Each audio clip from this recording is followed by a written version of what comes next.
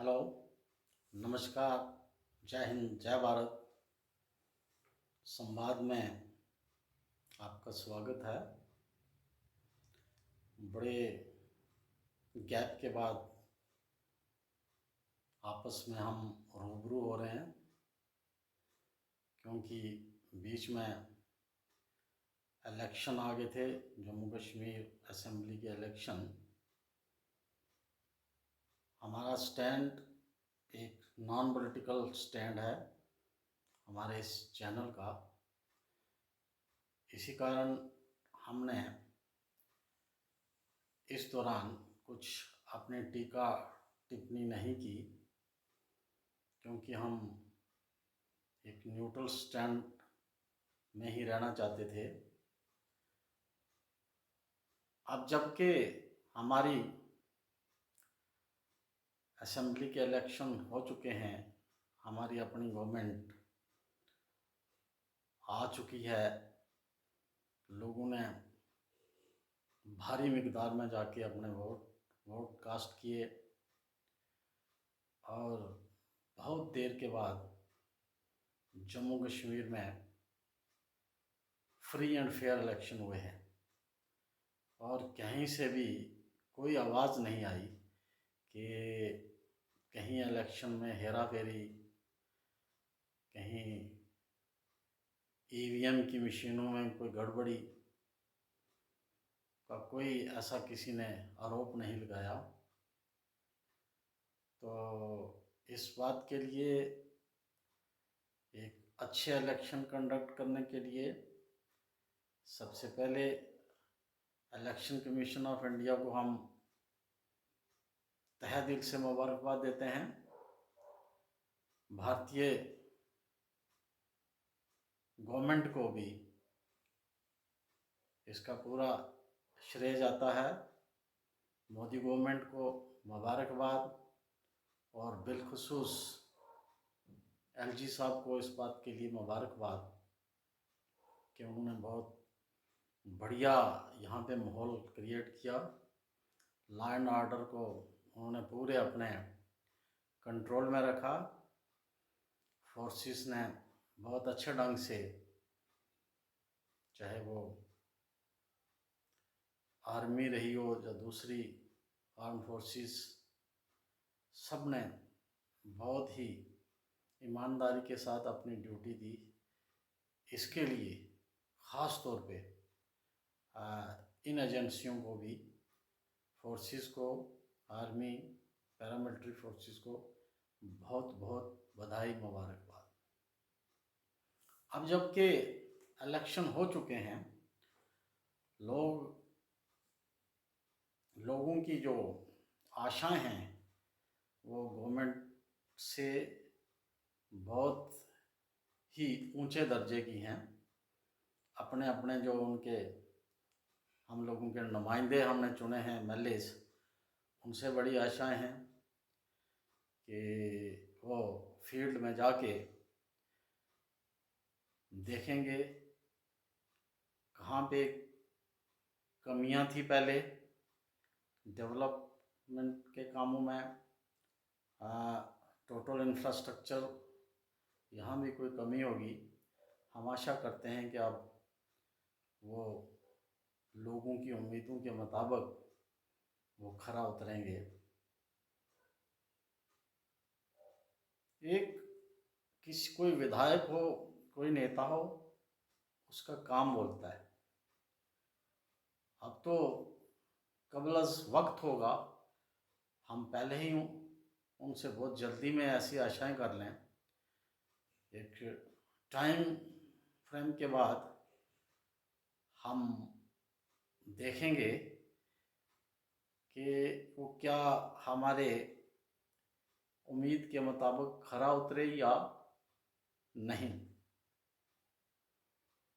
और अगर कहीं कोई कमियां हैं तो उनको हम याद दिलाएंगे। अब बात उठती है, इलेक्शन तो बहुत अच्छे हुए, पर एक बात का बड़ा ही एक अद्भुत सा वो हमने देखा कि वैली में से जो वोटर्स ने एक एक तरफ वोट अपने कास्ट किए और जम्मू प्रोविंस से एक तरफ, ये दो तरह की आइडियोलॉजी उभर के सामने आई है, जो कि मैं नहीं समझता अच्छा भी है। एक कंस्ट्रक्टिव डेमोक्रेसी में इस तरह से वोट बंटने नहीं चाहिए। अगर सीधे लफ्ज़ों में कहा जाए तो जो हमारे मुसलमान मतदाता थे उन्होंने एनसी को प्रेफर किया, और जो हिंदू मतदाता थे उन्होंने बीजेपी को प्रेफर किया। ये मैं विडंबना ही समझूंगा। कांग्रेस कहीं बहुत पिछड़ी हुई नजर आ रही है, न जाने इसके पीछे क्या कारण है। बहुत सारे कारण होंगे। कुछ जो पुराने नेता लोग होते हैं वो नए आदमियों को जो नए चेहरे हो सकते हैं उनको भी सामना नहीं लाना चाहते, क्योंकि शायद वो खुद अपना अपना ही हित सोचते हैं। ये मैं समझूंगा बीजेपी के साथ ही ऐसी बात है और एनसी के साथ भी ऐसी बात है। बीजेपी में भी हमने देखा कि वही नेता जो कि अपने बड़े नेताओं के प्रिय हैं उन्हीं को ही आगे किया गया, और ये जानने की कोशिश नहीं की गई कि क्या और भी कुछ लोग हैं, उनको भी कुछ दायित्व दिया जाए। जरूरी नहीं होता कि सबको मैंडेट दे दिया जाए तो वही एक दायित्व होता है। बहुत सारे दायित्व होते हैं। मैं जम्मू कश्मीर में ख़ास तौर पर बीजेपी की एक खुशकिस्मती समझूंगा कि मोदी साहब की जो लहर थी उसका भरपूर फ़ायदा मिला बीजेपी के नेताओं को। वो लहर का जो घोड़ा था उसके ऊपर खूब सवारी की सबने, बस मैंडेट लेने तक का था कि मैंडेट मिल जाए, घोड़ा आगे मोदी साहब का तैयार है। तो क्यों ऐसा हो कि सब मोदी जी की तरह लोगों में प्रिय हो जाए। मोदी जी को तो हमें फ़ख्र है कि मोदी जी जैसा नेता हमारे इस वक्त भारतवर्ष का प्राइम मिनिस्टर है। सब लोग अगर इस तरह का संकल्प लेके चलें और फील्ड में काम करें तो कई क्वार्टर्स में एक दुर्भावना भी होती है, वो भी दूर हो जाती है। फिर इसको कम्युनलाइज ना किया जाए, और मैं समझता हूँ जानबूझ के किया जाता है।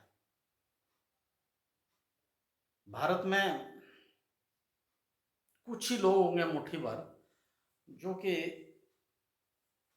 इस आइडियोलॉजी के हैं कि कम्युनल इंस्टिंक्ट्स को भड़का के अपने ज़ाती मफादात को पूरा किया जाए।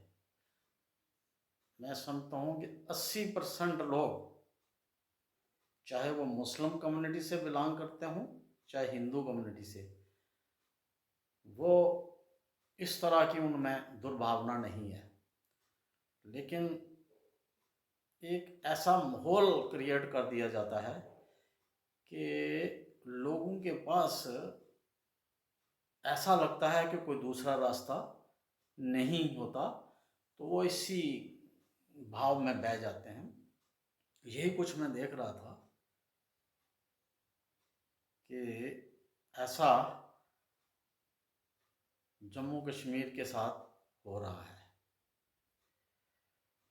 जम्मू कश्मीर में लोग भी इस तरह से बट गए। हालांकि मोदी साहब से वो काफ़ी संतुष्ट थे उनके काम पर, सेंटर के काम से, लेकिन फिर भी ऐसा हुआ कि लोगों ने उनके काम को एक साइड दरकिनार करते हुए इसी कम्युनल आइडियोलॉजी का बेस बनाकर वोट दिया और एक हवा क्रिएट कर दिया गया था कि भाई जो दफ़ा 370 है वो ख़त्म हो गया और इससे मुसलमान लोग जो हैं वैली को कि वो इनसिक्योर हो गए। तो ये एक माहौल बन गया। वैसे तो पॉलिटिक्स में सब कुछ जायज़ होता है, जीतना होता है। तो अगर एनसी के लोग या दूसरे लोग वैली से दूसरी पार्टी के आज़ाद अगर जीते हैं तो उन्होंने अपना हथियार इस्तेमाल किया है, लेकिन रिज़ल्ट इस तरह की दो धाराएं बन गई हैं, वो ज़रा जम्मू कश्मीर के हित के लिए नहीं होता।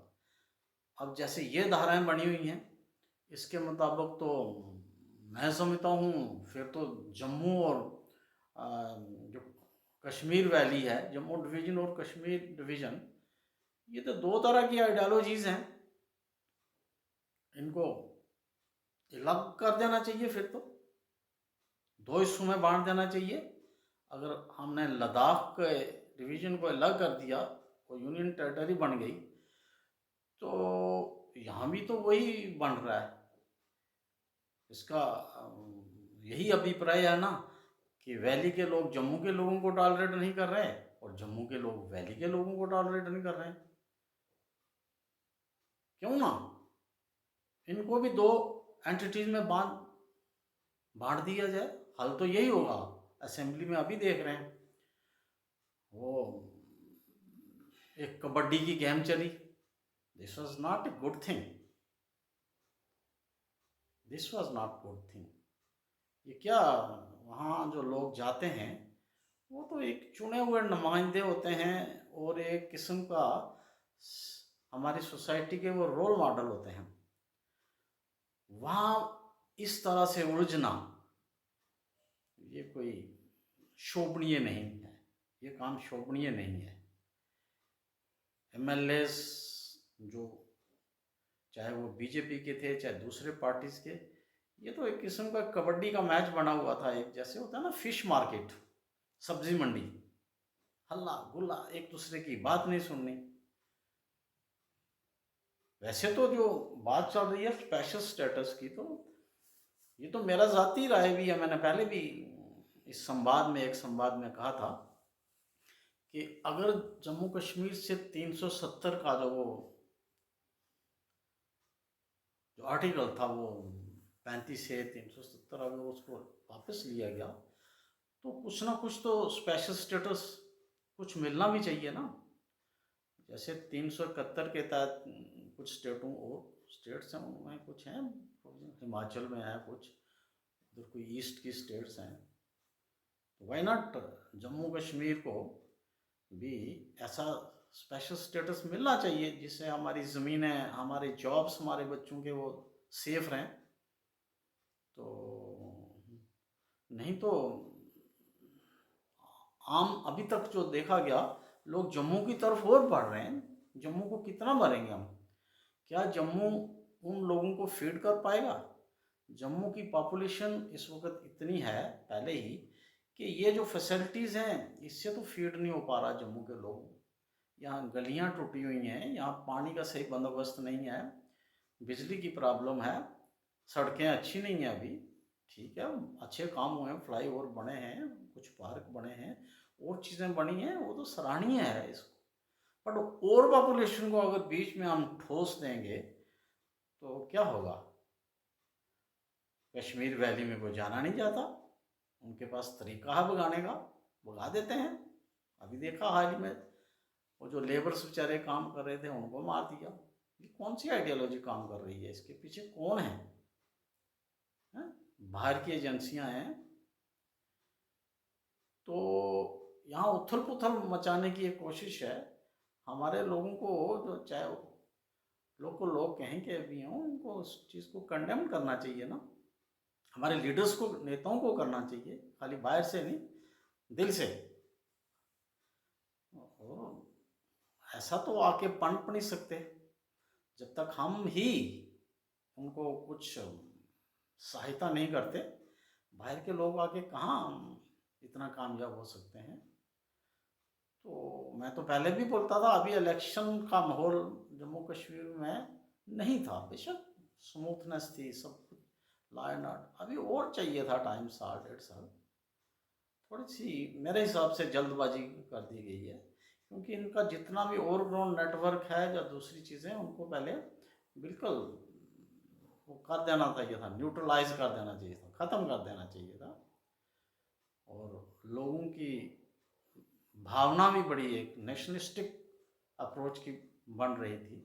तो अब गवर्नमेंट आने से कुछ जो एलिमेंट्स होते हैं इसका नाजायज़ फ़ायदा उठाएंगे, क्योंकि इलेक्शन में उन्होंने मदद की होती है अपने कैंडिडेट्स को, पार्टी को, तो उस चीज़ का वो हिसाब किताब लेंगे और हरकतें, गंदी हरकतें करेंगे और हालात ख़राब होंगे।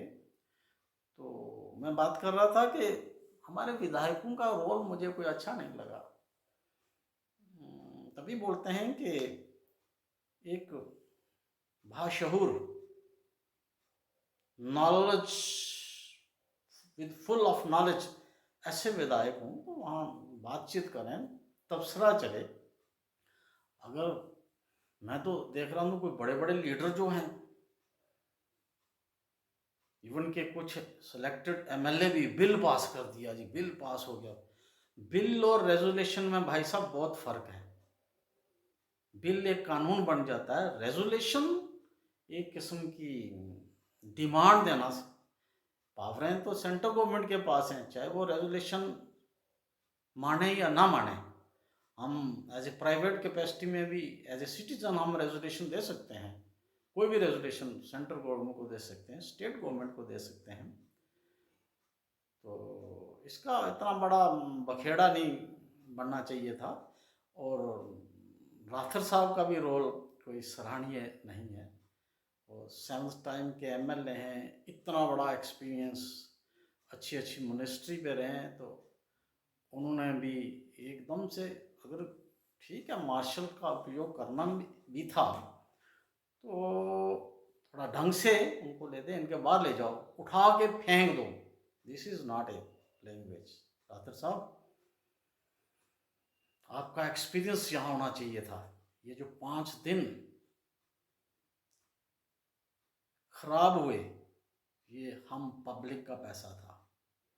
लोग एक्सपेक्ट कर रहे थे कि बहुत सारी चर्चाएं होंगी, कुछ नहीं हुआ। भारतीय जनता पार्टी के लोगों को भी डिस्कशन में हिस्सा लेना चाहिए था, बताना चाहिए था। ठीक है 370 तो वापस नहीं आ सकता, वो तो मैंने सुना था, उमर साहब भी, फारूक अब्दुल्ला साहब के भी ये बयान थे कि ये इट विल टेक टाइम। क्या वो स्पेशल स्टेटस की बात कर रहे थे? स्पेशल स्टेटस तो 371 के अंडर भी आ सकता है।